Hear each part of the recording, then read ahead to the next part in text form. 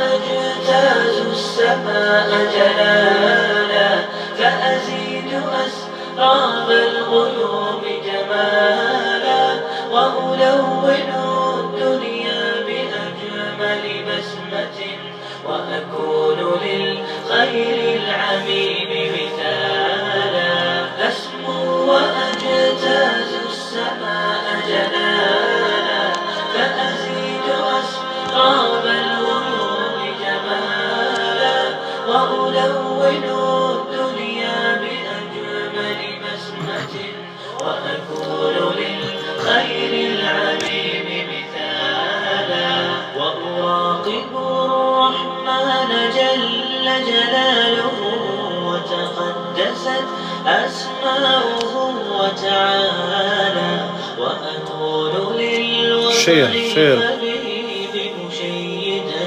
أنمى إليه وأستفيض جلالا وأراقب الرحمن جل جلاله وتقدست أسماؤه وتعالى وأكون للوطن الحبيب مشيدا أنمى إليه وأستفيض جلالا وأجتاز السماء جلالا فأزيد أسراب الغيوم جمالا وألون الدنيا بأجمل بسمة وأكون للخير العميم مثالا وأبر محتسبا بأم وأب فاض علي محبة ودلالا وأكون في عمل التطوع قدوة وأصوغ من عزم الرجال مجالا وأبر محتسبا بأم وأب فاض علي محبة ودلالا وأكون في عمل التطوع قدوة وأصوغ من عزم الرجال مجالا أسمو وأجتاز السماء جلالا فأزيد أسراب الغيوم جمالا وألون الدنيا بأجمل بسمة وأكون للخير العميم مثالا فأكون بالقيم العظيمة جدولا نسقي الحياة محبة وفعالا هي هكذا قيم النجاة تحثني فأخوض فيها للنجاة نزالا هي هكذا. Assalamu alaikum wa rahmatullah. Bana share të ndëruar vëllezër dhe motra për ta zgjeruar dobinë inshallah edhe tek të tjerat.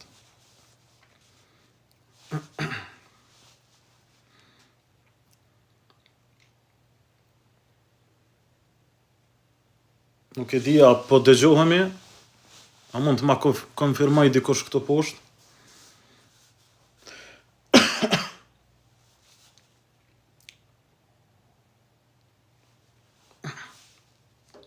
Mirë.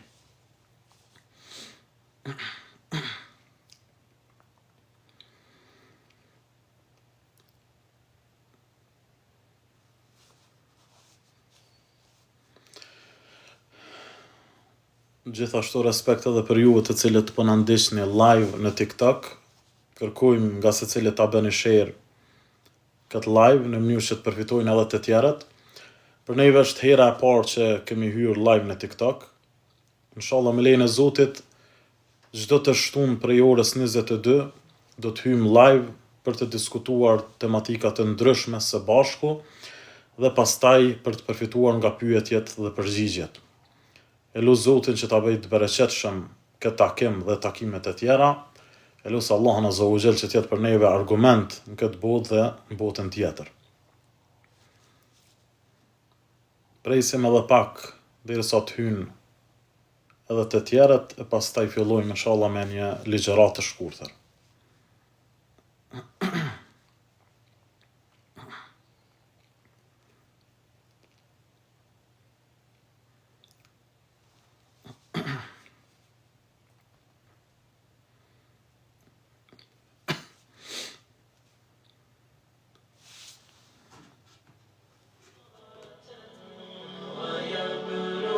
سعد إلى منتهى فؤاد شغوف إلى ربه أحب رضاه أحب لقاه يظل يجيء إلى ربوة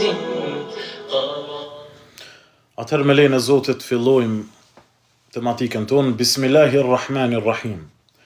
Elhamdulillahi Rabbil Alamin, wassalatu wassalamu ala ashrafil anbiya'i wal mursalin, Sayyidina wa habibina Muhammedin sallallahu alaihi wasallam, wa ala alihi wa sahbihi ajma'in, wa man tabi'ahum bi ihsanin ila yawmiddin. Thumma amma ba'd. E falenderojmë Allahun xhelle xhelaluhu për çdo mirësi dhe begati me cilën na ka pajisur. Përshëndetjet tona të përzemërta ja dedikoj Muhammed Mustafa sallallahu alaihi wasallam, familjes së tij të ndershme, shokëve të tij besnik dhe të gjithë besimtarëve muslimane që ndjekin rrugën e tij deri në ditën e fundit të kësaj bote. Të nderuar vëllezër dhe motra besimtare, assalamu alaikum wa rahmatullahi wa barakatuh. Mirë se takohemi në një platformë të veçantë, ku nuk është hera e parë për neve që mbajmë ligjërata në këtë platformë, pra në TikTok. E lut Allahun Azza wa Jall për fillim që të na pranoj këtë vepër të mirë dhe të na vendos në peshojën e veprave të mira dhe ta bëj për neve pas vdekjes sadaka rrjedhse për ata të cilët dëgjojnë dhe përfitojnë nga këto ligjërata dhe këto përgjigje të cilat do t'i japim në vijim.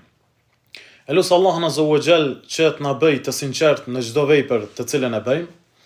E lut Zotin që kjo vepër të jetë vetëm për kënaqësinë e tij e jo për ndonjë interes të kësaj bote, sepse për të pranuar veprat, njëra prej kushteve kryesore duhet dhe është që njeti dhe vullneti për të vepruar të jetë i sinqert në raport me Allahun Azza wa Jall, siç edhe thot pejgamberi sallallahu alaihi wasallam, innamal a'malu binniyat. Me të vërtetë veprat shpërblehen sipas qëllimit të njerëzit. Tematika të cilën do ta fillojmë për këtë herë, këtë natë të begat, që të flasim para jush, është një tematik shumë e rëndësishme. Është një tematik për të cilën kemi nevojë shpesh herë ta ripërsërisim. Është një tematik që është e domosdoshme për ta rikujtuar dhe për ta folur në mesin tonë. Sidomos duke pasur parasysh që në pjesë e madhe e rinisë tonë, edhe të atyre që janë edhe në TikTok, pra janë neglizhent ndaj këtij ibadeti, adhurimi ndaj Allahut Azza wa Jall. Do të flasim për njërën prej shtyllave kryesore të Islamit, që është vepra më madhështore pas shahadetit, hyrjes në Islam, dëshmisë se nuk meriton të adhurohet askush tjetër po Zotit dhe se pejgamberi alayhis salam është rob dhe i dërguar i tij. Kjo është karta e Islamit dhe është kushti kryesor për të hyrë në Islam. Pastaj vjen një adhurim tjetër që është më me rëndësi në dinin tonë. Është shtylla kryesore e Islamit pas shahadetit. Është drita me të cilën muslimani dhe muslimania ecë në jetën e kësaj bote. Është shpëtimi, është lidhja e fuqishme që robi e krijon me krijuesin e tij, Allahun Azza wa Jall. Është qetësimi kur neve kemi brenga dhe të lasha dhe sprova të ndryshme dhe ndarje nga të dashurit në jetën e kësaj bote.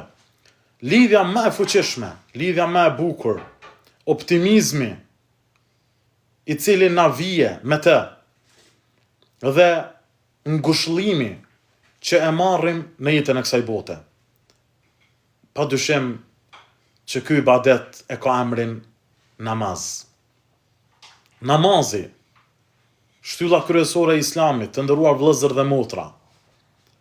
Namazi, ajo që Allahu Azza wa Jall si ibadet të vetmin e obligoi në qiell, kurse çdo ibadet tjetër e ka obliguar në tokë. Përveç namazit. Allah obligoi mbi 7 palë qiej në natën e Isras dhe të Mirajit, për të treguar për vlerën madhështore që e ka ky ibadet. Namazi është përveç obligim që duhet ta kryjmë secili prej neve, është lidhje me Allahun Azza wa Jall, është falënderim ndaj krijuesit i cili na ka dhuruar mirësi shumë të mëdha. Namazi është falënderimi më i madh që i bëhet Allahut Azza wa Jall për krejt ato begati që t'i ka dhënë. Ti ka dhënë syt, shikon bukuritë e Allahut me ta. Ti ka dhënë veshet, dëgjon tingujt e bukur të natyrës, tingujt dhe cicerimat e zogjve, e një pjesë e njerëzve nuk kanë mundësi të dëgjojnë. Ta ka dhënë gjuhën që flet me të, e një pjesë e njerëzve nuk kanë mundësi që të flasin.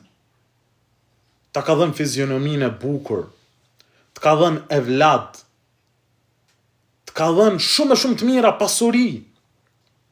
Andaj, ti ecë në tokën e Allahut Azza wa Jall. Ti frymon me frymën që të ka dhënë Zoti. Shtrohet pyetja, a nuk meriton Allahu që ne ta falenderojmë?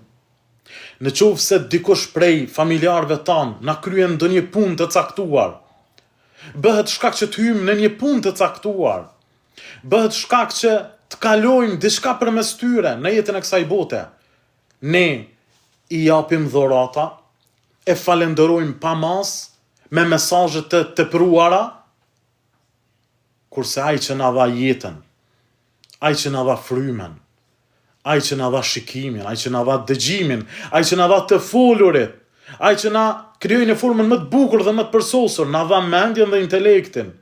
A thua vall, nuk meriton që të falenderohet? Pa dyshim që duhet të falenderohet. Wala in shakartum la azidannakum. Në qoftë se ju më falenderoni, unë do t'u ashtoj, tha Allahu. Wala in kafartum fa inna adhabi la shadid. Në qoftë se ju më hani, ma ktheni shpinën, pa dyshim që dënimi im do t'jetë shumë i randë. E dënimi i Zotit në jetën e kësaj bote nuk është vetëm me goditje të fuqishme ose me shkatrime, por është kur Allahu e nxjerr nga zemrat tona bereqetin dhe lumturinë e jetën e kësaj bote. Edhe në qoftë se je i pasur, s'ki bereqet. Edhe në qoftë se Allahu të ka dhënë fuqi dhe pushtet, s'ki bereqet dhe s'ki lumturi. Andaj, namazi, falenderim për Zotin, i cili na dha shumë të mira. Një plak shkon tek një doktor i cili ishte specialist i syve. Dhe e kontrollon për një orë. Në fund të kontrollës i thot, migj, i ke obligim 80 euro për mi pagu për gjithë këtë kontroll që neve ta bënëm më herët. Plaku filloi që të çante. Dhe doktori i tha, o migj, në qoftë se nuk ke mundësi me i pagu këto 80 euro, atëherë shko se po të lirojmë. Tha plaku, tha nuk po qaj, sepse kam para që të paguaj, pra hakun tënd. Por po qaj për arsye se këto 80 vite që kam jetuar, Allahu subhanahu wa ta'ala, kur njëherë, kur kam shikuar në bukuritë e natyres, kur njëherë s'm ka lyp mu taks, ose shpagim për këto që kam i ka dhënë. Për 80 vite më radhë, Allahu Azza wa Jall kur për veshet që dëgjoj nuk më ka lyp taks ose pagesë. Ecin tokën e Zotit, frymoj me frymen që ka krijuar Allahu Azza wa Jall, e kur nuk i kam paguar diçka. Ti për një orë që më kontrollove, mi kërkuve 80 euro. Pra shikojeni vëllezër dhe motra, sa i kemi hak Allahut Azza wa Jall për këto begati dhe mirësi që na ka jap. Sidomos në kohën në cilën po jetojmë, që askush nuk e lëviz këmbën e tij pa ndonjë interes. Askush nuk të kryen punë pa pasur ndonjë shtim të parave në llogarinë e tij. Allahu Azza wa Jall çdo ditë jep. Allahu Azza wa Jall çdo ditë begaton. Përsëri, Allahu dëshiron vetëm diçka prej teje. Mirënjohje dhe falënderim. Jo pse ne jemi të nevojshëm, të nderuar vëllezër dhe motra besimtare, jo pse Allah Azza wa Jall është i nevojshëm për neve, por Allahu dëshiron që përmes falënderimit dhe mirënjohjes tonë ta fitojmë edhe këtë botë edhe jetën e botës tjetër. Allahu të thret ty motër dhe vëlla i nderuar në shumë ajete kuranore. Me një thirrje që i te i kalën thirrjet e nanës edhe të babes, që i te i kalën thirrjet e vllaut i cili don shumë, që i te i kalën thirrjet më të bukura në jetën e kësaj bote. Thret dhe thot wa aqimus salata wa atuz zakat. O ju robërit e mi, o ju musliman, faleni namazin dhe japini zakatin. Në shumë ajete kuranore na thret për namaz, që ta falim namazin dhe t'i bim sejdë Allahut Azza wa Jall. Vëlla dhe motër e nderuar, namazi është pyetja e parë që do t'i bëhet secilit prej neve në ditën e gjykimit. Andaj mos gabo dhe mos e mashtrove të vetën, duke thënë se kur të plakem ose pas një periudhe kohore do të filloj të shkoj në xhami dhe ta fali namazin. Ti do ta vonosh namazin deri në fund të jetës tënde, ndonë se nuk e ke të garantuar ditën e nesërme, por dije që pyetja e parë që do të bëhet e ke fal namazin. Awwalu ma yuhasabu bihi al-'abdu yawm al-qiyamah as-salah. Pyetja e parë që do t'i bëhet robit në ditën e gjykimit, e ke fal namazin. Çka do t'i thuash Allahut Azza wa Jall? Cila do t'jetë përgjigja jote? Nuk kam pasur kohë. Do të dalin shumë njerëz të cilët do thonë edhe ne kemi qenë në dunja, edhe ne kemi punuar, edhe ne kemi pasur familje, por ne i ram sejdë Zotit. Do të bije argumenti yt. Do të thua shumë arsye mirë, po tek Zoti nuk vlejnë ato. Sepse nëse gënjen nesër në ditën e gjykimit do ta gënjesh vetveten tënde, as ka tjetër. Andaj pyetja e parë që do të bëhet. Paramendoje në një konkurs ku do të hysh në një punë shumë të rëndësishme. Rroga është e madhe, privilegjet janë të mëdha. Dhe ti e din pyetjen e parë cila do të bëhet. Ti në atë konkurs a e neglizhon atë pyetje? A nuk e mëson atë pyetje? A nuk përgatitesh për atë pyetje? Gjithsesi, nuk do të marr gjumi derisa ta mësosh mirë, sepse mund të jetë pyetje e cila të kalon në provim dhe futesh në punë dhe merr privilegje të mëdha.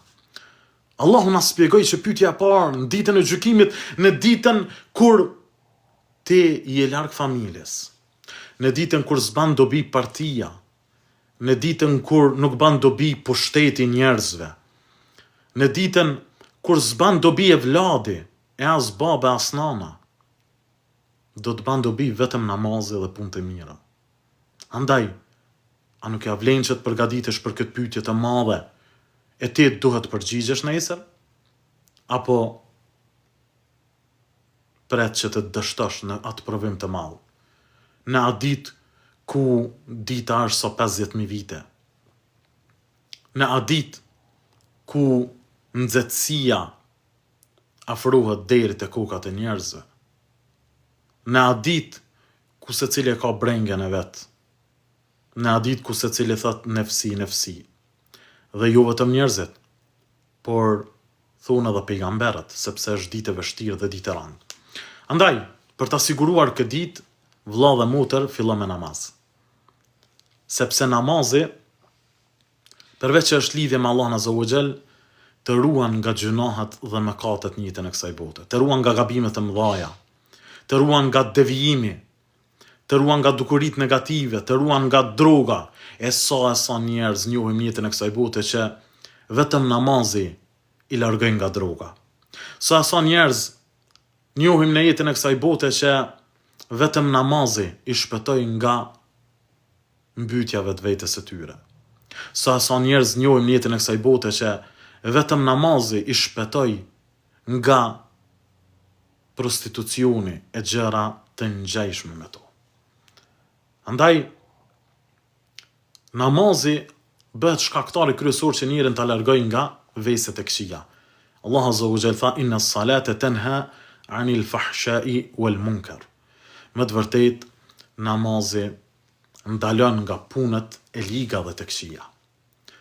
Namazi, të nderuar vëllezër dhe motra, përveç që të largon nga punët e këqija, namazi është njëjtën kohë ta jap një lloj sistemi në jetën e kësaj bote.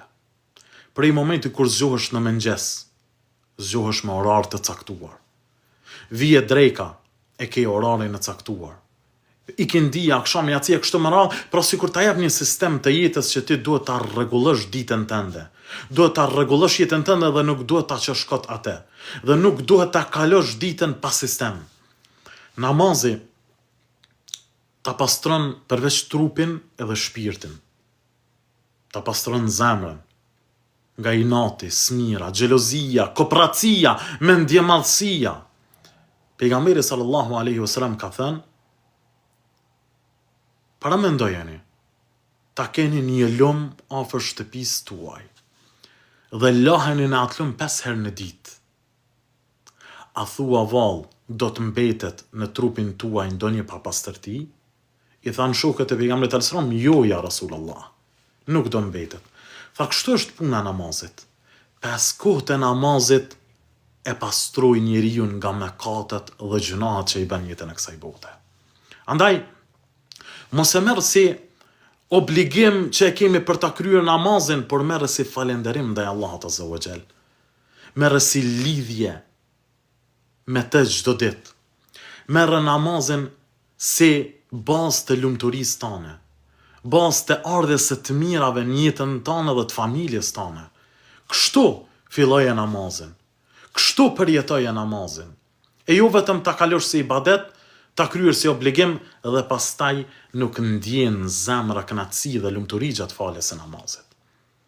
Andaj, të flitet për namazin, më të vërtet nuk na del kjo minutazh të cilën neve e kemi vendosur para jush, por ka gjëra të shumta që na ka mësuar pejgamberi sallallahu alaihi wasallam sa i përket çështjes së namazit. Dhe njëra prej haditheve të cilat pejgamberi sallallahu alaihi wasallam na ka mësuar është edhe ky. Thot pejgamberi alayhis salam në transmetimin që ka nxjerrë Imam Abu Daudi, thot Allahu Azza wa Jall i ka obliguar 5 kohë të namazit. Kush vjen me to, ka garancion prej Allahut Azza wa Jall që ka me fut në xhenet. E kush nuk vjen me to, nuk ka garancion. Në qoftë se don Allahu e fal, ose në qoftë se don Allahu e dënon. Andaj, vëlla dhe motër, ky hadith është madhështor. Në qoftë se i fal 5 kohë të namazit, e ke të garantuar xhenetin. Por në qoftë se ke neglizhuar këtë ibadet Allahut Azza wa Jall, atëherë nuk i garancion. A ka në vlerësim atë madh për ty dhe për mua në qoftë se e kemi lënë vetveten në atë gjendje që në ditën e gjykimit kur kemi nevojë për sevape dhe të mira, s'kemi garancion. Ne në jetën e kësaj bote kur marrim diçka, lavatriçe, ose marrim ndonjë kompjuter, ose marrim ndonjë vetur, atëherë i pyesim njerëzit: a është çdo sa në rregull, a kanë garancion? Në qoftë se dikush na thotë që s'ka garancion, atëherë jemi të dyshimta ta marrim, a mos ta marrim për arsye se ka mundësi që të prishet. Dhe nuk kemi dobi prej saj. Para mendojnë ditën e gjykimit. Nuk ke garancion për me u fut në xhenet. Përkundrazi, edhe je I rrezikshëm që të futesh në xhehenamin Allah të zogjel. Pse? Pse nuk I jepe vetvetes garancion? Sepse ti e braktisë namazin. Sepse ti nuk e fale namazin. Andaj, jepi vetes garancion. Jepi vetes siguri. Siguria jonë është imani. Siguria jonë është namazi. Siguria jonë është agjerimi në ditën e gjykimit. E shumë veprat e tjera. Andaj, vëllezër dhe motra të nderuara të cilët po na ndiqni, lidhuni me Allahun Azza wa Jall përmes namazit. Namazi është terapi psikologjike, sepse nuk ka lidhje dhe mbështetje më të fuqishme tek Allahu se sa përmes namazit. Dhe atëherë kur ti goditesh me sprova, dhe atëherë kur ti ke probleme në jetë, gjëja e parë që duhet ta bësh është lidhja me Allahun përmes namazit. Përmes namazit. Për këtë arsye Allah Azza wa Jall tha: "Wasta'inu bis-sabri was-salah." Ndihmojeni veten me durim dhe me namaz. Ndihmojeni veten me durim dhe me namaz. Dhe pejgamberi sallallahu alajhi wasallam sa që kishte probleme dhe të lashën jetën e kësaj bote, gjëja e parë që bënte merrte abdest dhe e falte namazin. Dhe ati I mbështetej. Tek ai Allahu Azza wa Jall strehohej. Ati I lutej përmes namazit. Andaj, provoje ti I cili nuk e ke shijuar ende. Lidhu me Allahun Azza wa Jall. Do ta vëresh që jeta jote ka për të ndryshuar. Do ta vëresh që do të lehtësohet shpirti. Do ta vëresh që problemet dhe të lashet që ndoshta sot nuk I përballon përmes namazit do të I kalosh shumë lehtë.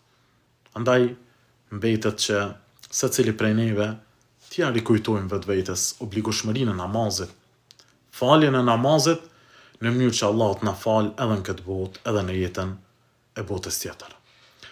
Të nderuar vëllezër dhe motra, kaq sa I përket pra faljes së namazit, ndonë se kemi shumë të flasim për këtë temë, mirë po me kaq e përfundojmë për t'u lënë juve hapësirë, ju të cilët jeni prezent, për pyetjet tuaja që I keni pra për Islamin. Andaj, ju lëm disa minuta që të bëni pyetje pra, ose të rikthehem edhe të shoh se kush ka bërë pyetje pra, sa I përket kësaj tematike të cilën e folëm, ose edhe jashtë tematikës nuk ka problem. Urdhroni për pyetje tuaja.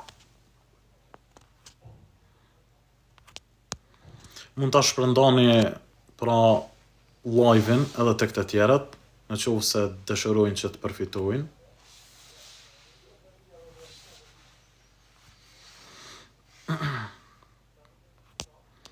Nëse ka mundësi ata cilët na kanë pyetur që ti përsërisim pyetjet e tyre për arsye se nuk e kam përcjellur me vëmendje prej fillimit.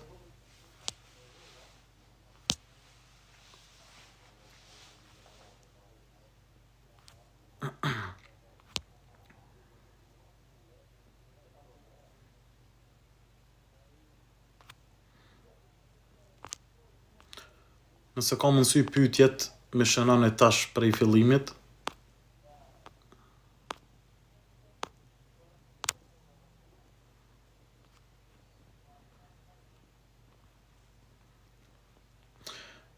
Mundeni edhe me u kysh live, mundeni me ma dërgu.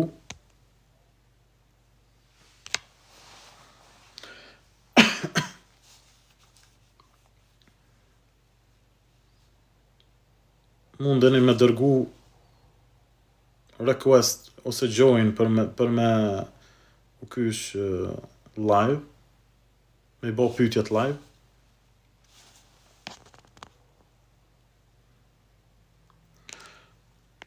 E kemi një pyetje, thot, a ka mundësi disa fjalë dhe këshilla si të koncentrohemi në namaz? Pa dyshim që koncentrimi në namaz është njëra prej çështjeve shumë të rëndësishme që dietarët islam kanë diskutuar, bile disa prej tyre kanë thënë se është edhe prej shtyllave të namazit. Që i bie, në qoftë se nuk kemi koncentrim të mjaftueshëm në namaz, namazi ynë prishet. Por ajo që në dinin tonë islam është pra e njohur është që koncentrimi në namaz është prej obligimeve, me aq sa ka mundësi muslimani dhe muslimania që të koncentrohet në namaz. Dhe njëra prej cilësive të besimtarëve të mirë që Allahu Azza wa Jall e përmend në Kur'anin famë madh, në surën El-Mu'minun, pra në fillim të kësaj sure thot: "Qad aflaha al-mu'minun alladhina hum fi salatihim khashi'un." Kanë shpëtuar besimtarët, ata të cilët në namazin e tyre janë të përulur dhe të përkushtuar. Pra prej cilësive të besimtarëve të mirë është se ata janë të përkushtuar, të përulur dhe lidhja e tyre me Allahun Azza wa Jall në namaz është lidhje shumë serioze.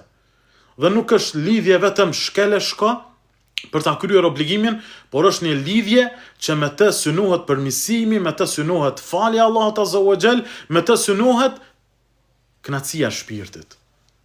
Andaj namazi duhet të jetë me përkushtim dhe me koncentrim. Nderuar vëlla dhe motra e respektuar, në qoftë se na thret kryetari i ndonjë komune të caktuar për ta takuar atë, çka bëjmë ne? Veshim rrobat më të bukura, parfymosemi, e shikojmë 100 herë veten e pasqyrë, dhe kur shkojmë tek ai, dalim në pamjen më të bukur. Dhe çdo gjë e bëjmë në mënyrë të përkushtuar, lëvizjet tona, fjalët tona, qëndrimin ton, vetëm që kryetari i asaj komune të na shoh në mënyrë të rregullt. Kryetari i komunës, njeri, çka ta merr mendja për krijuesin e kësaj qetësie? Allahun Azza wa Jall, gigantin, furnizuesin, falsin, begatusin e të mirave. Qysh do të më dalë për ati? Duke i menduar borxhet tona në namaz? Duke menduar për problemet që i kemi bërë gjatë ditës? Duke menduar se a u ngrit bitcoini apo ul? Ose gjërat e tjera? Duke menduar se çka të blej për darkë sante? A i mendojmë këtu vallë kur takohemi me kryetarin e komunës, ose mendon një njeri i cili ka pushtet ose ka famë, artist? A i mendojmë? Jo. Çka ta mërmenja para Allahut Azza wa Jall? I lartë madhërishme. Duhet kemi koncentrim të veçantë. Duhet kemi përkushtim të veçantë për ati. Në mënyrë që namazë jonë që e bëjmë, për krejt vitet tona të jetës, t'jeti pranuar tek Allahu Azza wa Jall. Andaj, nuk është esenca të nderuar vëllezër çfarë adhurimi bën. Sa është esenca kujt po i bën sejdë. Nuk është esenca çfarë mëkati bën, çfarë gjunahi bën, a vrasja, prostitucion. Esenca është kujt po i mëkaton. Kujt po i bën gjuna. Andaj koncentrimi në namaz është përveç përmirësim i shpejt i njeriut, edhe është respekt dhe edukat para të lartë madhërishmet, Allahut Azza wa Jall. Andaj është prej obligimeve të cilat muslimanët duhet të koncentrohet. Dhe kemi ne transmetime të ndryshme që ka pas prej gjeneratave të mëhershme, që kanë thënë kur kanë dashur që t'i bëjnë ndonjë operacion në këmbët e tyre, ose t'ja heqin këmbën komplet, kanë thënë ma heqni këmbën kur t'hyjnë në namaz. Aq kanë qenë të koncentruar. Dhe në për libra është përmendur se ka hyrë në namaz dhe ja kanë amputuar këmbën e tij. Aq shumë kanë qenë të koncentruar. Andaj secili prej neve pra duhet që t'jemi të koncentruar, që ta ndjejmë më shumë namazin, lidhjen me Zotin dhe të përmirësohemi më shpejt para Allahut Azza wa Jall. Do një pyetje tjetër?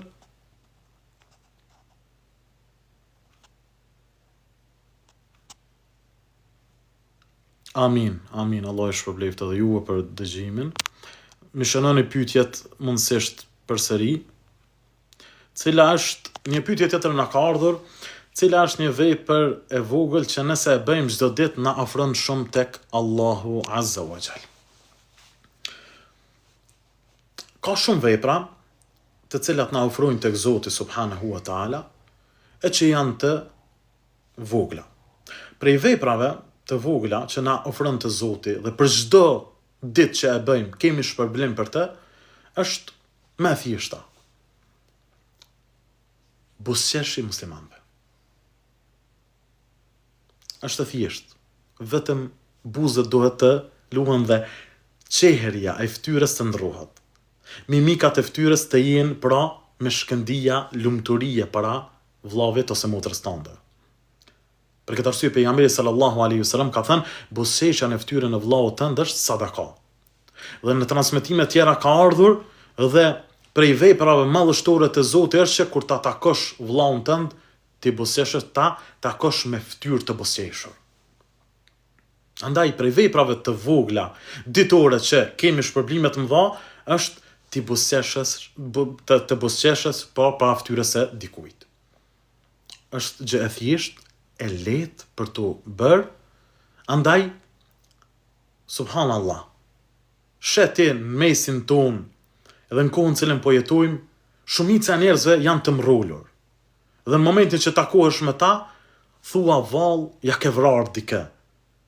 Andaj nuk, do më thonë, ju duket gjë e rëndë që të buzëqeshin para teje, të përqafujnë ty e kështu me radhë. Pejgamberi sallallahu alaihi wasallam, kur i ka parë shokët e tij, i ka përqafuar fort dhe i ka buzëqeshur atyre. Andaj vepër e vogël çdo ditë sadak. Sikur më dhan sadak, buzëqeshje muslimanëve. Vazhdoj me pyetjet e tjera.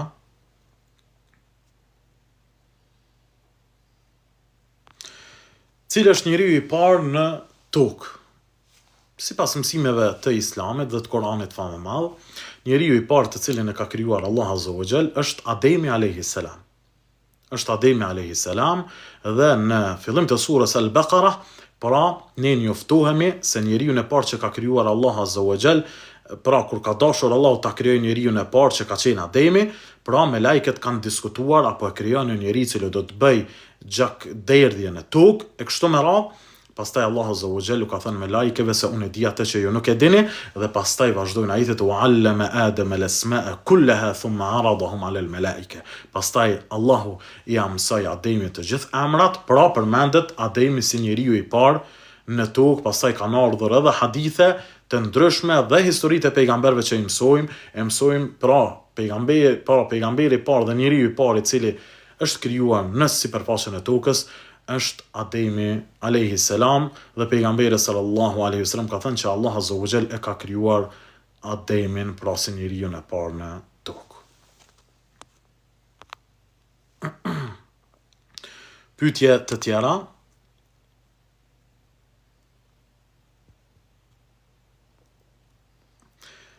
Cilën surët duhet me u thonë për zhbllokim tuba, hoqë do me thonë cilën rrugë me a thonë vetës. Nuk e kuptova kjo fjolla tuba. Tuba, po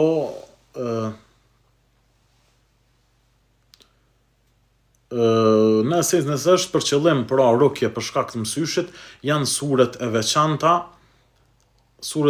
të cilët duhet t'i thojmë, pra kul huwallahun 3 herë, kul a'udhu bi rabbil falaq, kul a'udhu bi rabbin nas, këto janë surat bazë, elhamdulillahi, su të spidova që kemë su Allahu la ilaha illa huwa al-hayyul qayyum, disa ajetet e surës Al-Baqara, disa ajetet të tjera, pra në surën Al-Baqara janë disa prej ajeteve, ajetet e fundit, wattaba'u ma tatlu shayatinu ala mulki Sulejman, e disa ajetet e tjera që përdoren edhe për mësysh, edhe përdoren edhe për seher apo magji, por ato do më thonë mësohen dhe mund t'i gjeni edhe në internet sot. Por në qoftë se nuk dini fare, atëherë është më mirë që të shkoni tek një hoxh i cili është specialist dhe i besueshëm pra për rukjen shariatike.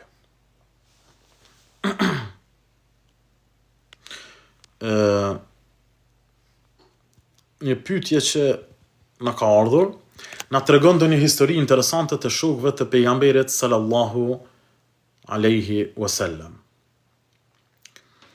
Ka shumë histori. Mirë po unë po ta tregoj një histori interesante që tregon për pastërtinë e zemrës që e kishte njëri prej shokëve të pejgamberit alayhis salam, dhe që pejgamberi alayhis salam e përgëzoi me xhenet atë.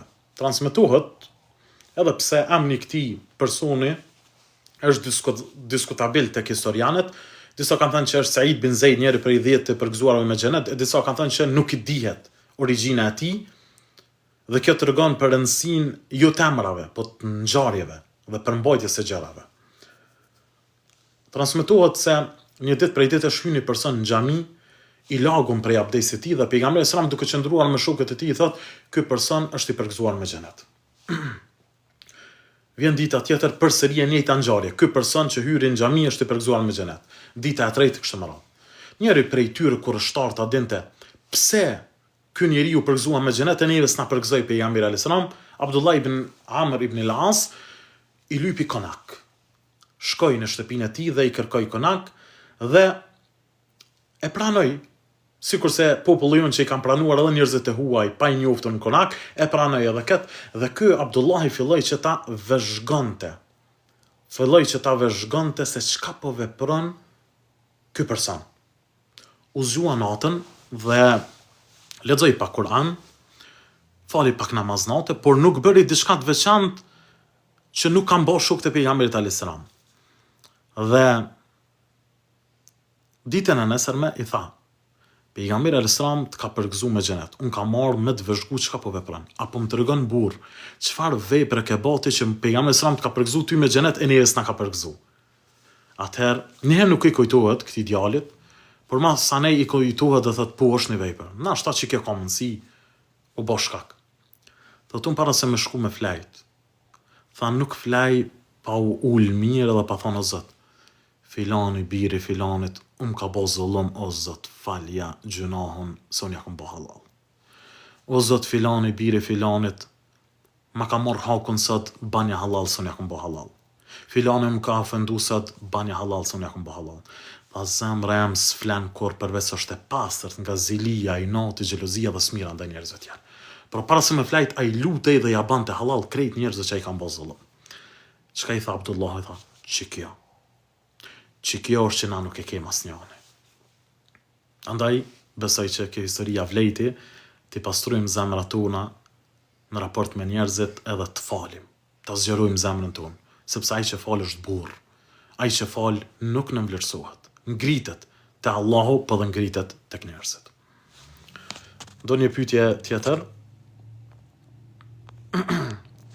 A mundesh me na këndu ndonjë pjesë nga Kurani?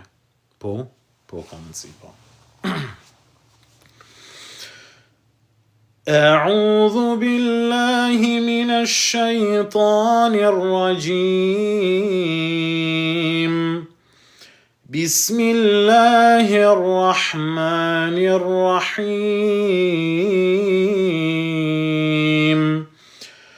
إن أصحاب الجنة اليوم في شغل فاكهون هم وأزواجهم في ظلال على الأرائك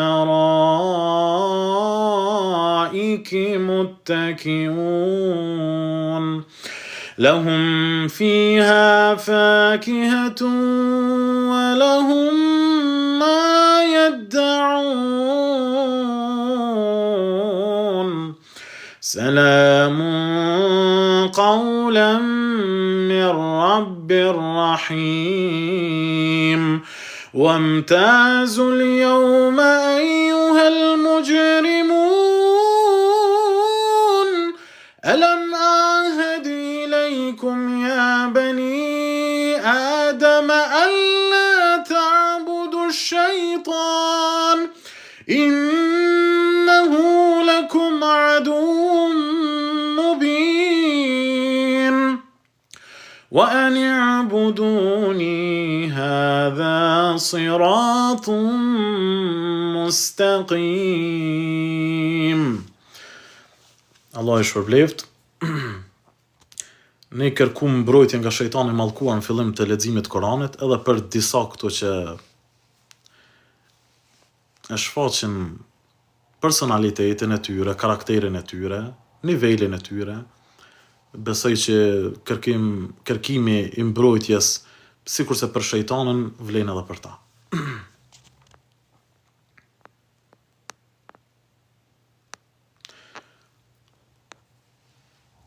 Kemi një koment, sepse ka mendime të ndryshme nga mëdhëbet, hoxha im punon ma shumë me atë që Hanefi.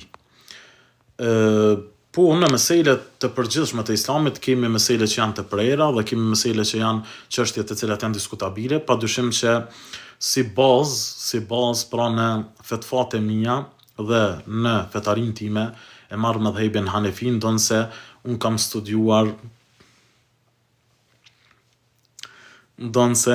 studiuar të gjitha mëdhëbet, pra e kam fikun krahasimtar, 4 mëdhëbet, ndonse kemi studiuar edhe më shumë se 4 mëdhëbe, mirë po mëdhëbin të cilin e njoh më mirë dhe të cilin e zbatoj në përgjithësi, që nuk nënkupton që 100% e zbatoj këtë mëdhëb, është mëdhëbi Hanefi.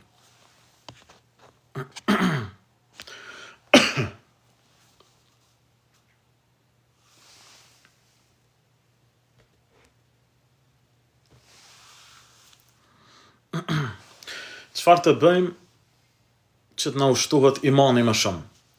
Padyshim që të shtohet imani, vepra e parë namazi, të cilën edhe e folëm më herët e diskutuam, namazi, përkujtimi Allahut subhanahu wa taala, dhikri, kjo e shton imanin dhe besimin, sepse vazhdimisht përkujtohet Allahu azza wa jall, pendimi që të pendohemi tek Allahu subhanahu wa taala, me një pendim të sinqert ndaj tij, dhe të njëjtën kohë dhe lidha me Kur'anin famë madh, është njëra prej gjërave që mas shumë të na shton imanin.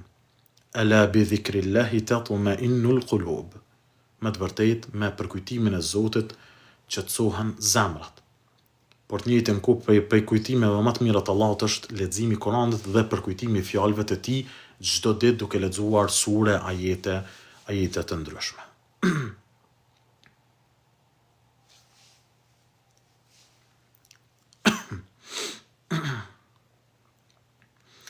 Qështë kanë komentuar dietarët njeriun që ju ka thonë fëmijëve vetë pasi të vdes djegma një kufumen, po hadithi është i vërtet, ngjarja është e vërtet, ku një person në kohët e mëhershme pejgamberi sallallahu alajhi wasallam tregon këtë ngjarje, u ka lënë amanet familjarëve të vet që t'ja djegin kufumen për arsye se ka pas frikë që t'i dalë Allahu azza wa jall. Normalisht së pari ky është një veprim që është bërë nga popujt e mëhershëm. Nuk nënkupton që veprimet e popujve të mëhershme janë pra me dispozita të njëjta me me umetin e Muhamedit sallallahu alaihi wasallam, sepse pejgamberët e mëhershëm normalisht që besimin e ka pasur Islam, mirë po legjislacionet, rregullat juridike kanë ndryshuar në raport me rregullat juridike tonat, andaj në këtë aspekt për shembull namazi jon nuk është sikurse namazi në popullin e Musës alayhis salam ose tek pejgamberët e tjerë. Agjerimi nuk është i njëjtë sikurse te agjerimi jon. Gjithashtu edhe pendimi, forma e pendimit nuk ka qenë e njëjtë sikurse tek popujt e mëhershëm, sikurse tek rregullat e umetit e Muhamedit Mustafa sallallahu alaihi wasallam. Andaj ai person e ka bër nga frika që e ka pas për me i dalë Allahut azza wa jall përpara. Dhe në këtë aspekt Allahu subhanahu wa taala e ka arsyetuar, por kjo nuk nënkupton që për umetin ton duhet të bëhet një veprim i tillë, sepse është prej mëkateve të mëdha, është prej mëkateve të mëdha, andaj nuk lejohet pra në ligjet e Islamit pra për umetin e pejgamberit sallallahu alaihi wasallam.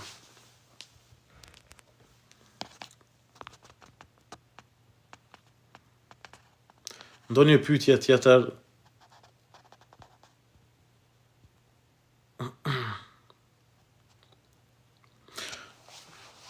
Almira na ka pyet cila është surja më e gjatë në Kur'an.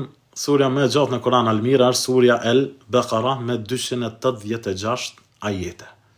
Pra, spari është surja El-Fatiha, që me ta fillon Kur'ani, hapet Kur'ani, pastaj surja e dytë me renditje është surja El-Baqara, që i ka 286 ajete.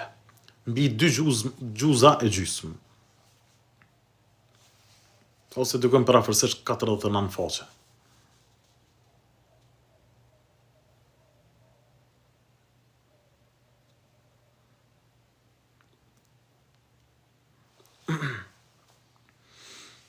U huq ti the në gjymo mos më nejt në TikTok. Po, është vërtet që kam thonë gjymo mos më nejt në TikTok, pra mos me qu kohën kot në TikTok, edhe mos më nejt me urë të tëra për ta humb kohën dhe për t'i lanë gjërat e tjera që janë shumë atë dobishme, mi lanë anash, mi lanë familjen, mi lanë mësimin, mi lanë ibadetin, e shumë gjërat e tjera, andaj pra ky ka qenë qëllimi im që kam thënë në TikTok, për arsye se normalisht kjo platformë nuk është platformë pra shumë si të themi e preferuar, sepse mundësia për me bë gjunahe të mëdha, për me pa harame të mëdha është e madhe, andaj duhet kemi kujdes edhe si e përdorim. Njëra prej formave të përdorimit halal pra është edhe kjo formë për të diskutuar, për të mësuar diçka të dobishme, për të kthyer pyetje dhe përgjigje e kështu me radhë. Andaj qëndrimi në halal në TikTok dhe për dobi dhe për fitime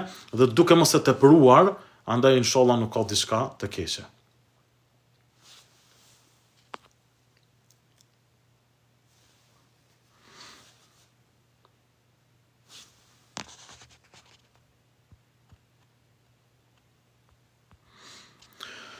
Huq, si me dit që jemi të dashur të Allahut dhe nuk jemi nga ata që ai është i hidhruar. Nëse do me dit se ai i dashur i Allahut Azza wa Jall dhe Allah nuk është i hidhruar me ty, shikoje në çka po të përdor Zoti. Shikoje në çka po të përdor Allahu Azza wa Jall. Shikoje gjendjen tënde me namazin. Në qoftë se vazhdimisht iku namazet, në qoftë se vazhdimisht je i zhytur në gjunahe, dije që o shaj, e keqe, që Allah nuk dan. Në qoftë se vazhdimisht e fal namazin, brengosesh për namazin, bën pyetje që mos më ron gabime. Në qoftë se je i lidhun me përkujtim ndaj Zotit, në qoftë se bën vepra të mira, jep sadaka për fukarent, në qoftë se i respekton njerëzit, në qoftë se je i lidhun me Kur'anin famëmal, atëherë kjo është që Allah Azza wa Jall dan. Për këtë arsye dietar kanë thënë nëse don me ditë dikan, nëse don me ditë pozitën tënde te Zoti, këshire sa i lidhën me Kur'anin. Ose spaku sa lexon Kur'anin ose spaku sa punon sipas Kur'anit. Andaj kjo është përgjigjja bazike. Në qoftë se don me ditë sa don Allahu, këshire sa ti e lexon Kur'anin, e mediton Kur'anin ose spaku sa punon sipas urdhrave të Kur'anit. Dhe pastaj mbi bazën e këtyre pyetjeve mundesh edhe me ditë sa ki vlerën tek Allahu Azza wa Jall këtë pyetje ose përgjigjen e kësaj pyetje secili ja vojmë vetvetes.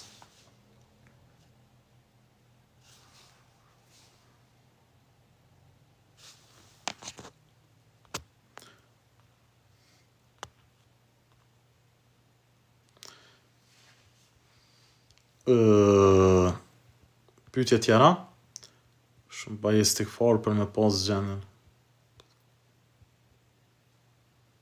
Përshëndetje Huq, shumë baj istikfar për me pas gjendjen ekonomike, po s'ka ndryshu kur gjë.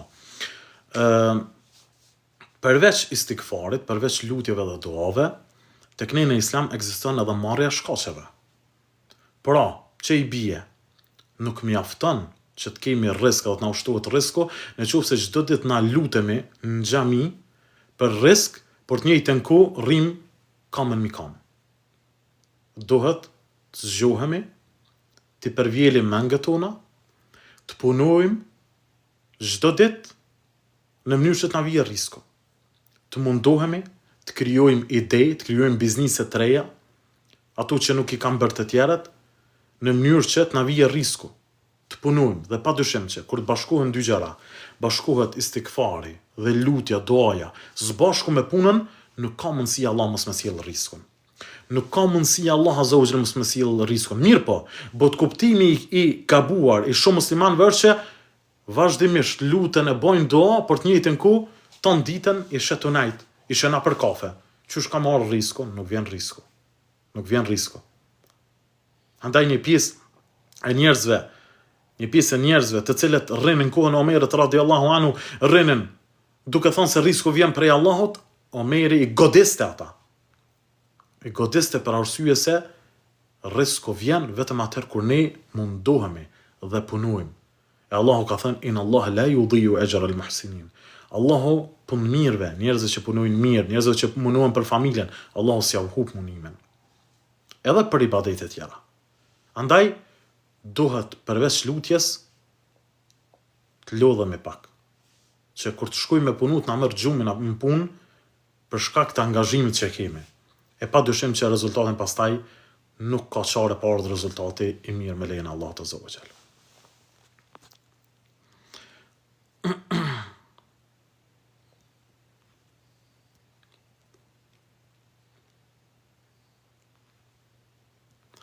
A kemi ndonjë pyetje, po? Nëse ka mundësi mi ripërsërit pyetjet, për arsye se po më ikun live.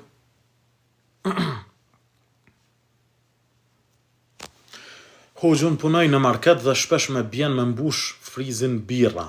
Është kjo haram për mua. Alkooli është njëra prej çështjeve të prera në fenë tonë islame. Dhe nuk lejohet as pirja e tij, konsumimi, as shitja e tij, as, si të themi, pra, ta qojmë në ndonjë vend tjetër, e as t'i servojmë dikujt e të ngjeshme me to. Andaj, edhe në këtë aspekt, pra ti e ke haram që në market ta mbushësh frizin me bira dhe duhet ta kurzosh pronarin që çka do që të bëhet fjalë për birra, unë nuk i preku dhe nuk kam punë me to. Unë nuk i preku dhe nuk kam punë me to.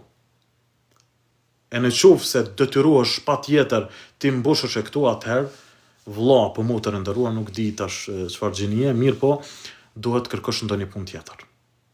Për arsye se është dispozit e prerë në dinin tonë islam, çështja e alkoolit.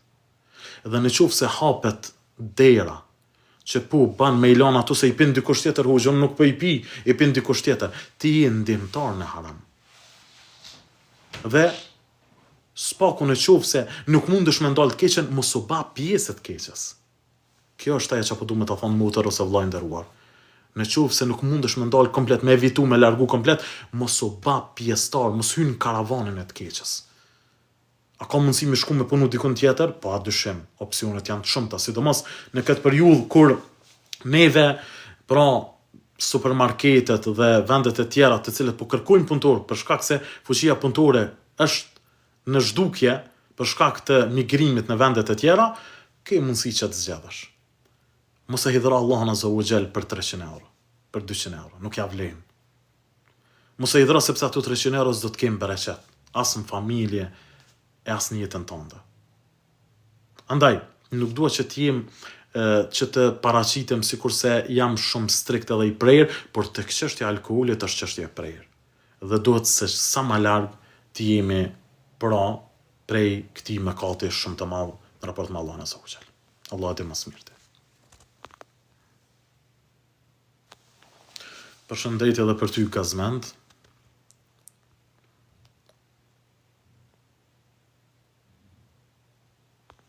Do një këshill për vendosjen e mbulesës, sa është i rëndësishëm konsultimi me prindrit.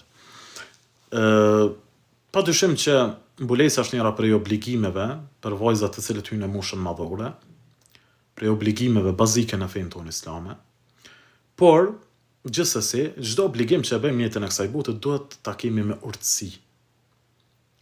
Me urtësi. Ta kuptojmë çfarë familje jemi, nivelin e fetarisë e prindërve, babës dhe nanës, rrethit e kështu me radhë. Në përgjithësi duhet ta kemi parasysh këtë. A bën kompromise në obligimet e Allahut? Nuk ka kompromise. Por ka urtësi. Ka urtësi. Ndonjëherë metoda dikë e bën edhe më agresiv ndaj fesë. Metoda e keqe.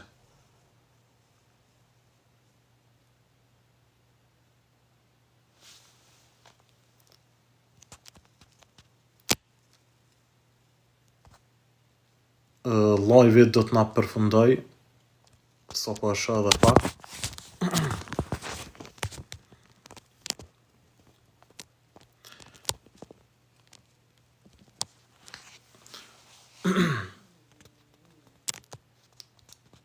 So jam duke vrejt, live do të përfundoj shumë shpejt.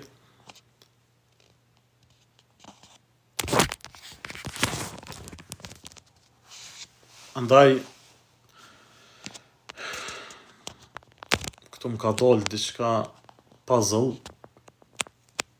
Ka dalë mirë, po nuk po ban.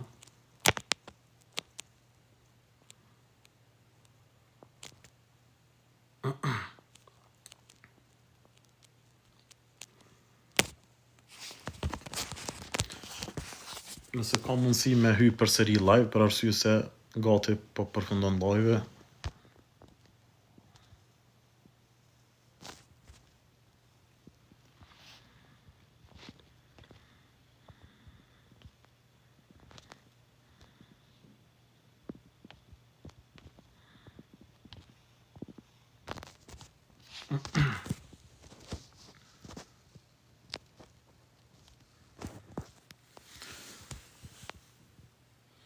A ka mundësi me më tregu dikush, pra na ka dalë një puzzle këtu. Enable to verifikim, po kërkon verifikim.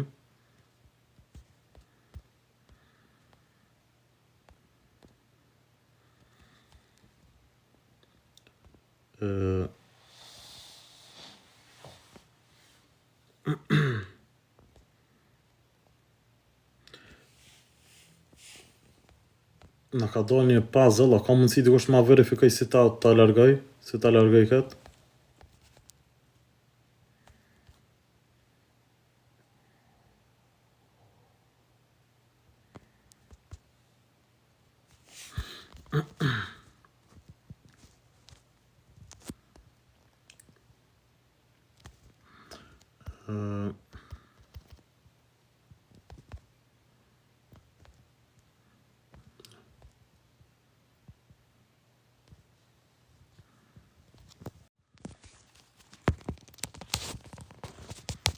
Falni se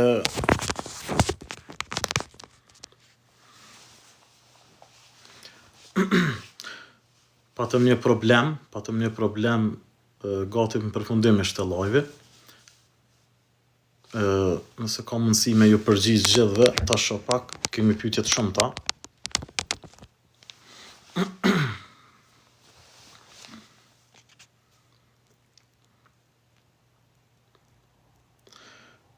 Pse Abu Bekri konsiderohet sahabiu më i mirë? Sepse ishte njeriu më besnik. Abu Bekr as-Siddiq. Ka marrur këtë nufk, sepse ai nuk ishte nevojë që me jap argumente kur ka fol pejgamberi sallallahu alajhi wasallam ndonjëherë. Me I thon pejgamberi sallallahu ka bë kështu për me besu. Ai ka thon vetëm kështu. A ka thon pejgamberi sallallahu po, kry puna.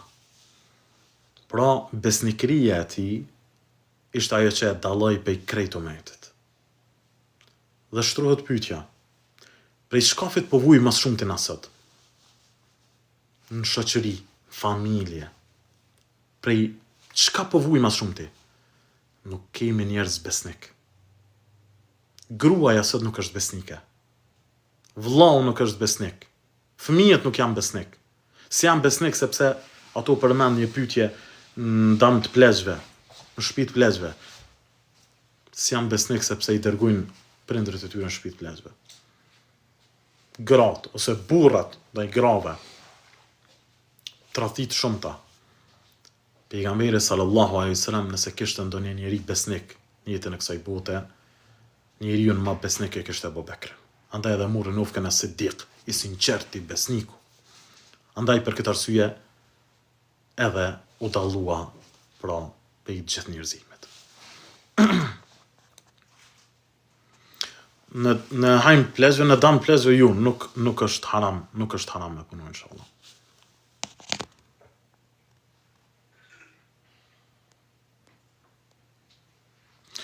Sa I përket djalit 5 vjeçar I cili nuk mund të shpreh dhe belbezon, Spari duhet ta dërgosh tek ta shkencë veçantë tek logopedi.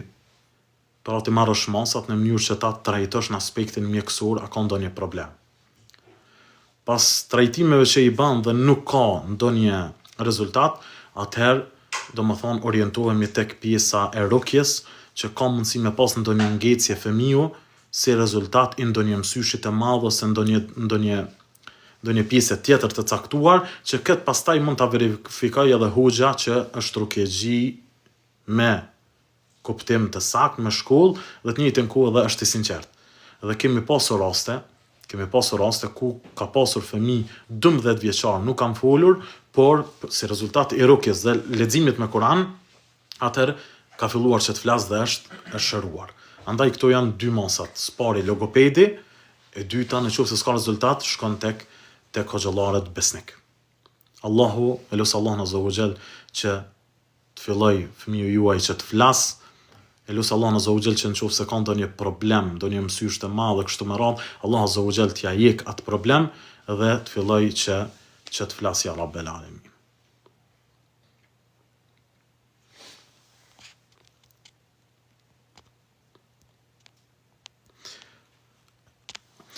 Pejgamberi, cila ka qenë sfida më e madhe në jetën e pejgamberit sallallahu alaihi wasallam dhe si e ka përballu. Pejgamberi sallallahu alaihi wasallam ka pasur shumë sfida në jetën e tij. Ka qenë ndoshta prej njerëzve më të sprovuar. Njëra prej viteve me sprovën më të madhe ka qenë Amul Huzn, që quhet, viti i pikëllimit dhe i dëshpërimit, që i ka vdek xhaxhai i tij Abu Talibi, që ka mbrojt mas shumti, dhe i ka vdek Khatixha, gruaja bashortja e tij, që i ka nejt gati mas shumti. Sidomos në atë presionin psikologjik kur i ka ardhur shpallja. Për këtë arsye dietarët e historisë kanë quajtur Amul Huzn, viti i dëshpërimit dhe i pikëllimit për pejgamberin sallallahu alaihi wasallam, sepse i kanë vdekur dy njerëz të më dashur. Pastaj pejgamberi sallallahu ka pasur edhe sprova të tjera. Ati kanë vdekur gjithë fëmijët e tij përveç Fatimes. Për të treguar sa ka qenë sprovuar pejgamberi i Zotit, i përgëzuar me xhenet. Ju kanë falë mëkatet e mëhershme dhe të mëvonshme, por ka qenë sprovuar. Andaj ku janë sprovat tona sot? Ta falenderojmë Allahun.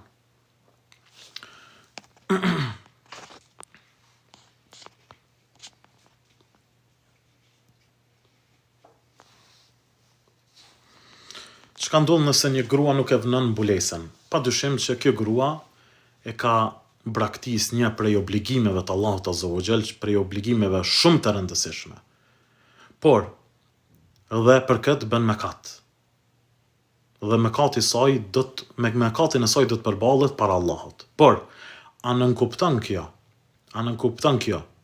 që është rrezikuar me xhehenem? A nënkupton kjo që më për ta s'ka shpresë? A nënkupton kjo që ajo është e pamoralshme e kështu me radhë? Ju asesi. Ka shumë gra, dhe e themi me bindje të plot, ka shumë gra, motra, vajza, të cilat normalisht kanë ngecje që nuk e kanë venduar mbulesën, por janë prej grave më të mira. Janë prej grave të ndershme, të moralshme, të respektueshme, e dojnë Zotin, e agjerojnë Ramazanin. Por në këtë aspekt kanë ngecur. Normalisht ato e plotësojnë karakterin e tyre nëse vendosin mbulesën. Karakteri i tyre plotësohet në kulminacionin më të madh. Por ky mëkat ose ky obligim që ato e braktisin e që gabojnë shumë keq. A nënkupton që pastaj ato të mos kenë shpresë për xhenet, ato të ofendohen dhe t'ju thuhet atyre se ju do t'hyni në zjarrin e xhehenamit përgjithmonë, se nuk ka hajër juve, ju nuk jeni gratë pamoralshme, asesi, kjo është gabim shumë i madh dhe qasje shumë e keqe që e kemi në raport me ato gra. Ne ju themi atyre, ju e keni plotësuar. Jo karakterin tuaj në një pjesë, në një pjedestal që Zoti e dën, por bëjeni edhe pak në mënyrë që Allahu t'ju doj dhe t'ua jap edhe lumturinë këtë botë dhe lumturinë e botën tjetër. Lutë Allahun që ato të cilat ende nuk e kanë bindjen, Allahu t'i udhëzojë në rrugën e drejtë dhe ta vendosin mbulesën.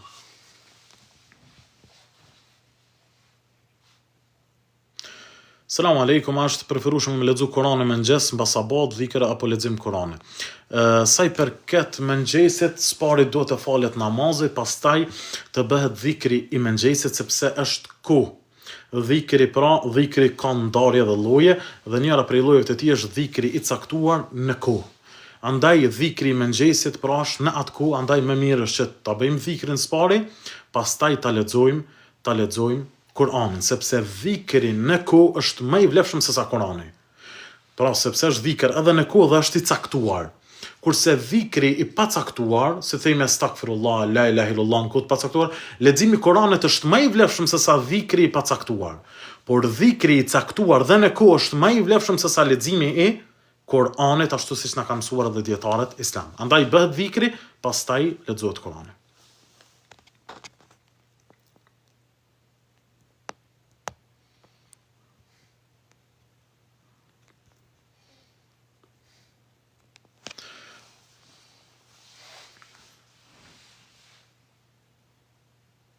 Po, pejgamberi sallallahu alaihi wasallam e ka pas gru Aishën. Po. Dhe ka qenë njëra prej grave më të dashura tek ai. Larja e pacientëve në hajm të plezhve kanë thënë se disa është haram.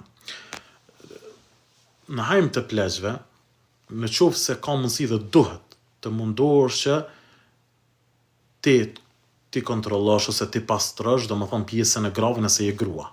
Dhe ata që janë pleq, ti kontrollojnë ose ti pastrojnë burrat. Edhe pse Allah alem, ata pleq të cilët nuk kanë mundësi që të pastrohen, ose janë të paaft.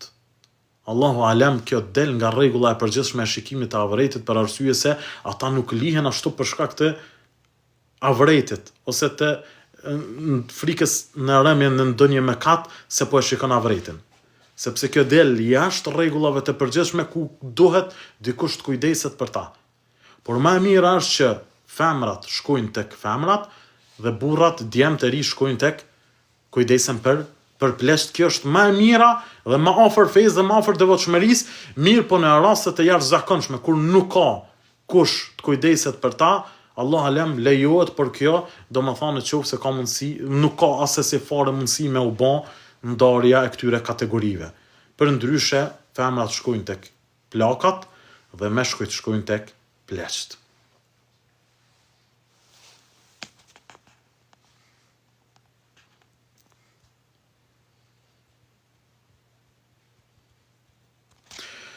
Selam aleikum, hoq, dua me ditë pse është haram vina, pse është haram vina, po du me ditë.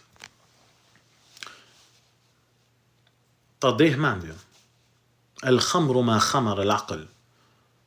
Alkooli është ajo që ka ta deh mendjen. Dhe qysh ka thonë edhe poeti, me një gotë fillon, pastaj xixallonja përfundon. Shumë familje janë shkatruar për alkoolit. Shumë njerëz pasurinë e tyre e kanë fundosur përmes alkoolit. Një pjesë e madhe e vrasjeve të njerëzve dhe të familjes janë bërë si rezultati i alkoolit. Një pjesë e prostitucionit edhe me tafërm, po edhe me më të largët është bërë si rezultati i alkoolit. Mbytje të fëmijëve ka pasur rezultati i alkoolit. A nuk mjaftojnë me thonë që ajo është haram?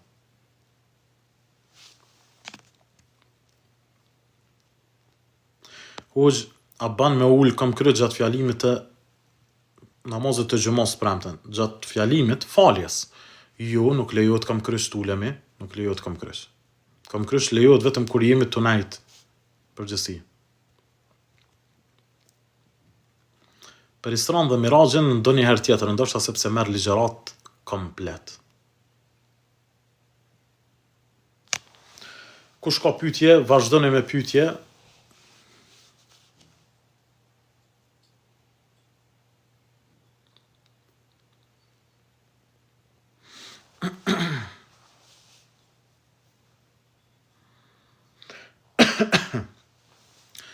Ka gjë shumë pyetjeve.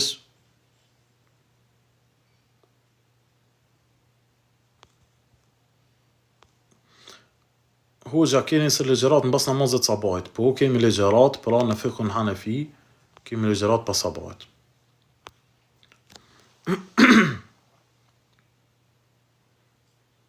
Profeti Muhammed e ka pas grajshëm, po, është e vërtet. Do një pyetje tjetër?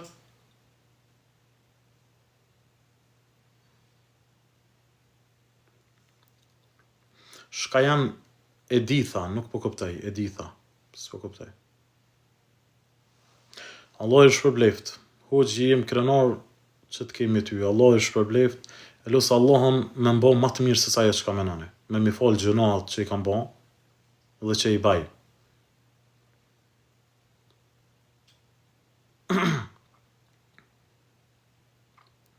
Deri në sa gra mund mi marë, që mund mi jep hakun një gruje, këshyrëm tani të dhojnë përgjigjen, po nuk e di ja mund mi jep hakun një gruje.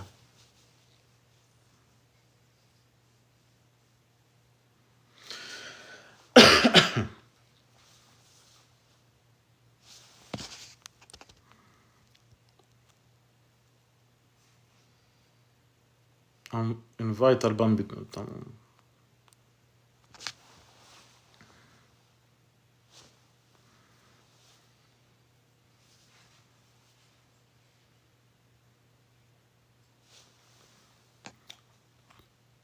Mbani pyetje më nësër, mbani pyetje në komente.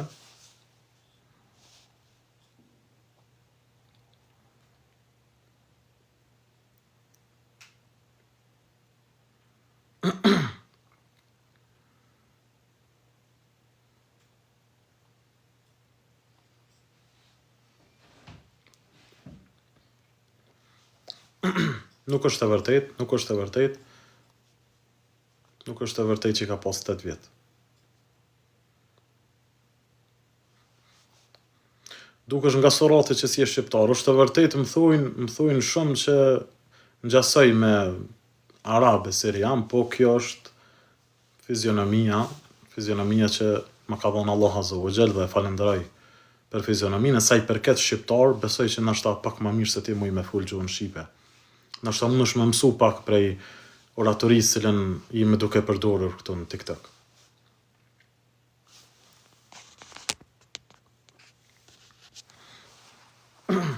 Kuran kemi këndu sonte, kështu që i lajmë për tjera herë inshallah.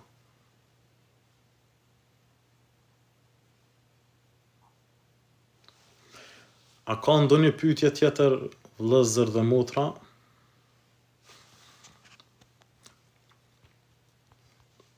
Çfarë mendimi ke për Mulla Jakub Hasipin?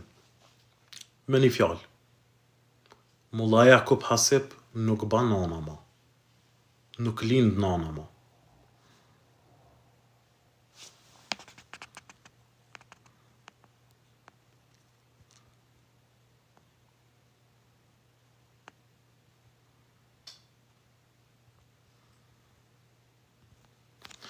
Këta cilët po ofendojnë në komente,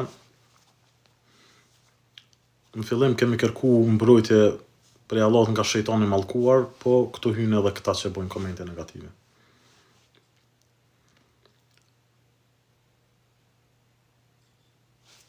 Po, mjekra është për burrat.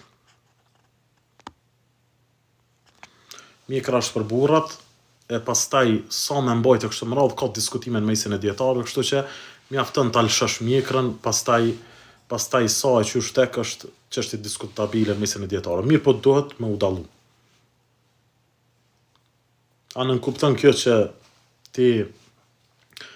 ti paragjykojmë, ti ofendojmë ata që s'kan mjekra? Absolutisht. Na vetëm po e kryjmë njënën prej obligimeve dhe rregullave të Islamit. Varet sa i përket gjetjes së vezëve, në esencë nuk duhet me u bë merak, sepse mundet që pula ka lënë atë vend, por ka mundësi që në qoftë se janë të shpërndara dhe nuk janë vendin ku e ke lënë kështu me radh, ka mundësi që domethënë me pas nai tentim për magji. Por kjo nuk duhet me u brengos kaq shpejt, po duhet mi hulumtu sanet pak më fell. Hoxha hoxha mban moderator. Për çfarë arsye? E shari është Mulla Jakupi. Nuk merremi me hollësi, prej çdo njeriu të merret dhe lihet përveç pejgamberit sallallahu alaihi wasallam, secili prej neve si njerëz kemi gabime, mirë po në tërsinë e tij Mulla Jakub Hasipi nuk lind nona, burr dhe hoq sikur ai.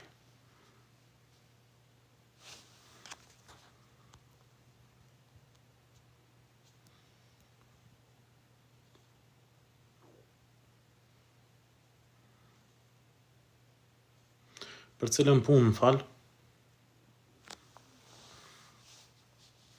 Jakub Hajrizi disa fjalë për ta. Allah më shiroft. Jakub Hajrizi ka qenë hoxh prej Krajkove, Drenasit.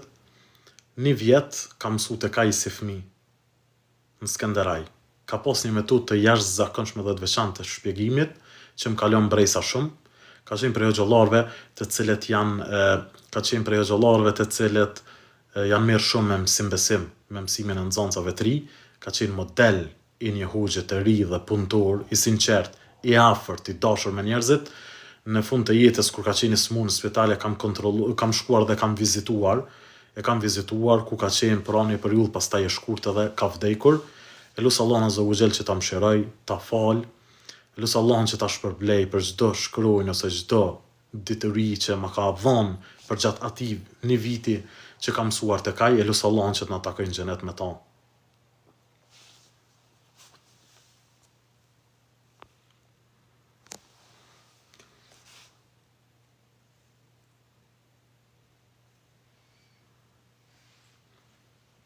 Qysh me këtu që fëmija 3 vjeç ka mësysh, në qoftë se vazhdon vazhdimisht me qarje, vazhdimisht duke mos ngrënë ushqim, i ndron pak rutina që ka një fëmijë i zakonshëm, atëherë tenton me çu mas pari të gjithsesi. Këshilla jam gjithmonë është dërgimi tek doktorët, pastaj tek hoxhallarët. E jo siç bën shumica e popullit, më një herë te hoxha, nëse ndodh diçka, më herë çon te hoxha, jo, te doktori, pastaj te hoxha.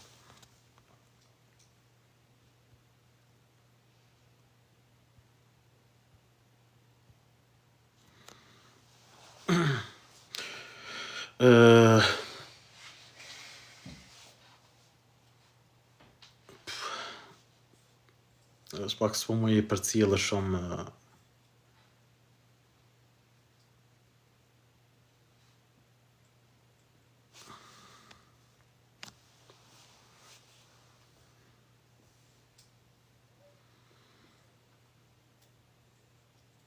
nëse jep sadakat i kallzoj bashkëtorët jo për lavdrim. Nëse jep sadak e i kallzoj bashkëtorës, por jo për lavdrim, a lejohet.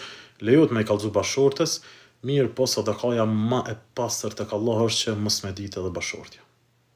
Ani pse zëre kemi, s'na ikni edhe jo për diçka, po zguxojna pa i kallzu.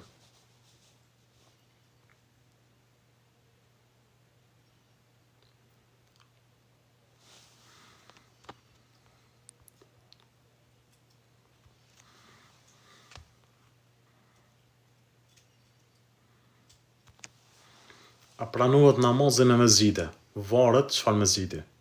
Varet çfarë mezgjidi, kush e ka themeluar dhe kush është imamte. Varet çfarë mezgjidi, kush e ka themeluar dhe kush është imam, në të dhe a ka licencë apo nuk ka licencë. Në qoftë se nuk ka licencë, në qoftë se nuk ka hoxh me kredibilitet dhe nuk është i pranuar s'paku në mesin e plot hoxhallarëve, nuk lejohet falja në ato mezgjide. Në esencë, falja namazeve ditore lejohet në lokalin, mezgjide kudo. Mirë, po falja namazit xhamas asesi nuk lejohet. Amin edhe ju, aleikum selam, Allah juve. A pranohet namazi veç farzë dhe salatul vitrën e yacis a bën me ilan kur jemi të lodhshëm.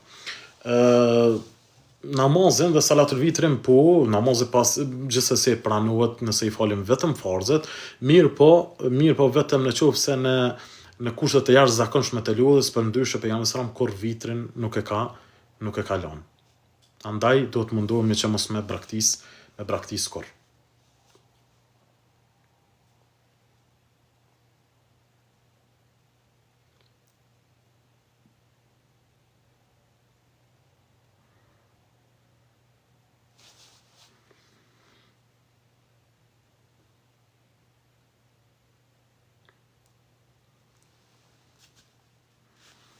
vitri është vajxhib tek mëdhëbi jon Hanefi, kurse është sunet tek mëdhëbet e tjera.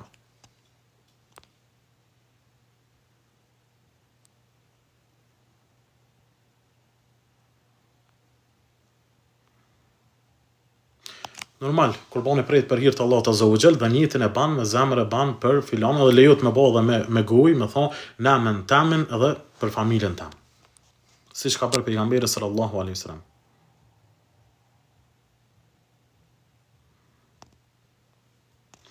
Nuk lejohet falja e xhumave këtu me zide për arsye se xhamia, pra, sidomos në vendin tonë ku po pyet, xhamia është shumë afër, andaj nuk lejohet. Allahu alem.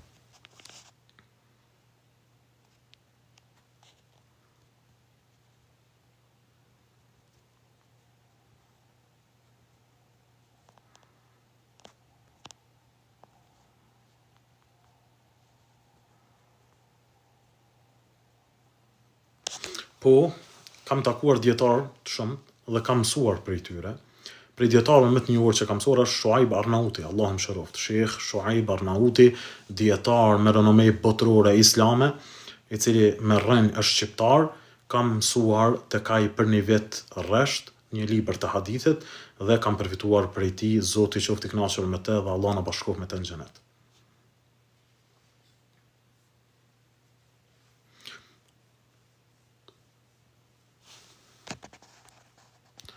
Qa mendimi ke për Turkun? Valla, Istanbul, ço güzel.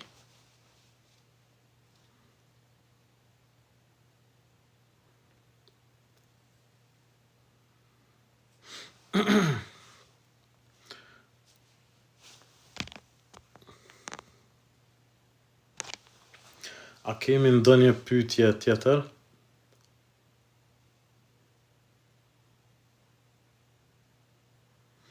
Ku është tash e kam humbur një shok 30 vjeçar në ndërtim e podujeve se kanë mendje non stop.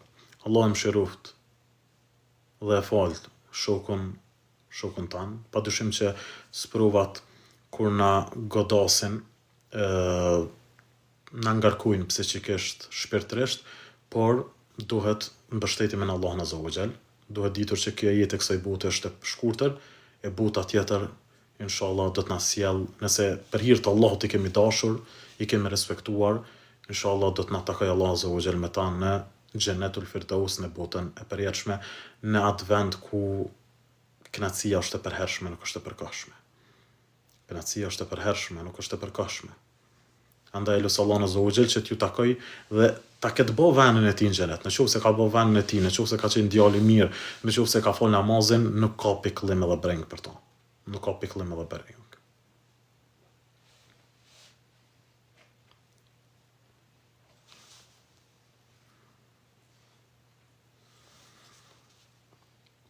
Leximi i Kuranit për vdekur shkon, mirë po duhet kemi kujdes në raport me parat, për arsye se Kurani merret pastaj merret si tregti. Kështu që unë nuk e preferoj domethënë leximin e hatmes të Kuranit me para, sepse po fillon me u bë domethënë tregtin mesin e njerëzve, kështu që mas miri është familja me ja lexu vet hatmen.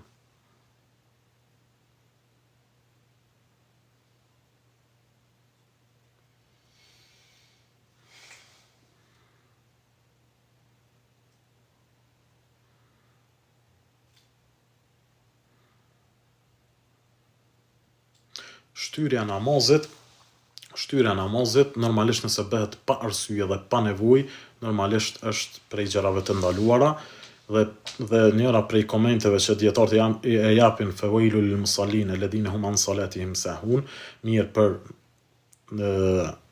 namazlit, ata të cilët domethënë ndaj namazit të tyre janë të shkujdesur, disa dietarë kanë komentuar që e shty namazin nga koha vet. E shty namazin nga koha e tij. Për shembull hin dreka, se falin drekën, vjen ikindia, masanej e falin. Ma ka thonë mirë për namazlit, që gjatë namazit të tyre janë të shkujdesur, por e shty namazin nga koha vet është njëra prej komenteve të dietarëve, dhe Allah Azza wa Jall ka thonë inna as-salata kanat 'ala al-mu'minina kitaban mawquta, me të vërtetë namazi është për njerëzit në kohën e caktuar, që ka caktuar Allahu Azza wa Jall. Dhe gjithashtu i ka thënë pejgamberi sallallahu alajhi wasallam njerëzit për shokëve të tij, fa salli salate për i veprave më të mira ka thënë është as-salatu li waqtiha, namazin në kohën e vet.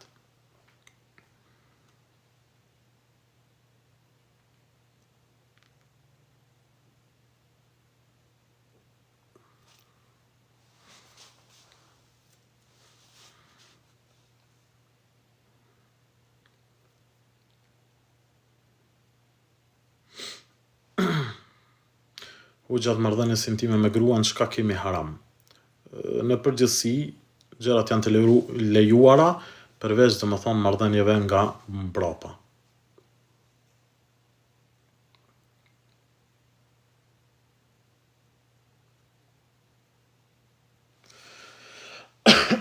Do një pyetje tjetër, edhe pse jemi në live-in e parë, pra inshallah me lejen e Zotit për t'ju rikujtuar çdo të shtunë prej orës 22 do të kemi pra hyrje në live dhe do të kemi tematika të ndryshme dhe pasi që ta përfundojmë ligjëratën 15 minutëshe do të kemi pyetje dhe përgjigje. Në këtë herë të parë që ishte interesante për neve, domethënë kemi pranuar pyetje të shumta, andaj me lejen e Zotit do të vazhdojmë kështu. Me lejen e Allahut, fuqi plot, e lut Allahun që të na i ketë pranuar, e lut Allahun që të na forcoj, e lut Zotin që të na mësoj diturinë e dobishme dhe përmes asaj diturie ta praktikojmë jetën e kësaj bote. Çika që çon nuk do të më shkri plom, do të më çu te doktori ose tek hoxha me këshyra ka mësues apo jo tek hoxha i besueshëm, jo tek magjistarët. Inshallah Zoti e shëron.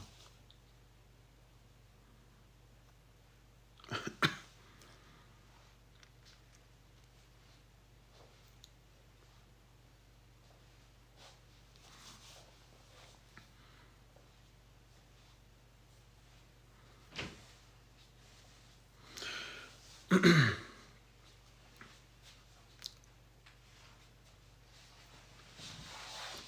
nderuar vëllezër dhe motra, me kaq na po e përmbyllëm këtë live. Nëse dikush ka pyetje, atëherë mund të na komentoj në privat ose mund të na pyes në privat ose në komentet e videove të cilat do t'i postojmë inshallah dhe video të shkurtra her pas here. Andaj ju të cilët nuk na keni bërë follow, mund të na bëni follow dhe të na ndjekni edhe më tepër në TikTok ose në Facebook që kemi Hoxh Elbasan Xhani ose në Instagram me njëjtin emër dhe në TikTok me emrin Hoxh Elbasan Xhani.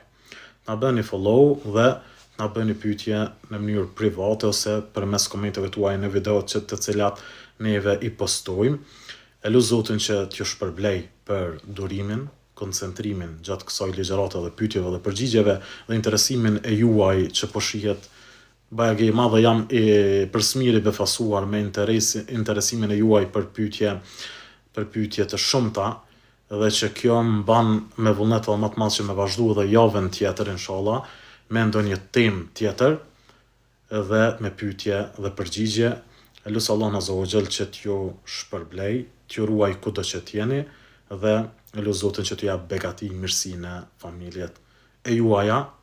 Assalamu alaikum wa rahmatullahi wa barakatuh.